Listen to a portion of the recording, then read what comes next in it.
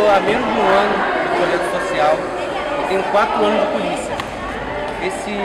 Quando eu entrei na polícia, eu nunca imaginei que ia trabalhar com criança, até porque eu não tinha filho, não tinha nada. Eu não imaginava eu trabalhar com criança.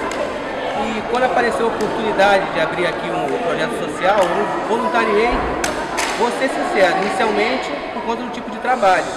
Não trabalho na rua, trabalho com criança, mas menos de um mês eu me apaixonei em trabalhar com criança.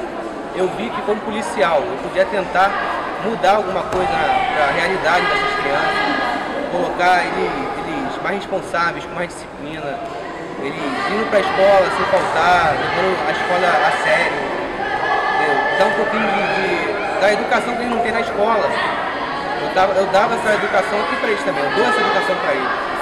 Eu ensino eles a cumprimentar, a jogar o lixo no lugar certo, eu ensino a estudar. Eu chego mais cedo em algumas aulas, próximo de prova, para estudar com meus alunos, entendeu?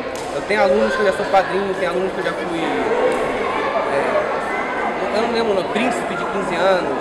Eu tenho um menino de 18 anos que eu levei ele para o exército, levei ele para arrumar emprego, levei ele para a escola, ele está voltando a estudar agora. Tem aluno que já foi campeão, vou levar 2 alunos para o Campeonato Brasileiro em São Paulo agora, um aluno meu e um aluno do Carvalho. É isso, hoje em dia eu não consigo me imaginar sem trabalhar com criança, longe da comunidade que eu estou, não consigo sair mais daqui. Boa tarde, meu nome é Soldado Carvalho, eu sou professor de jiu-jitsu na comunidade do Adeus e eu estou aqui dando meu depoimento. Quando eu entrei para a polícia, eu entrei realmente com a vocação de ser policial para combater. Eu não imaginava que um dia fosse vir a trabalhar com um projeto, dando aula para criança. E há 3 meses eu venho trabalhando com isso, dando aula para criança aqui na comunidade. De lá para cá, muita coisa mudou na minha cabeça.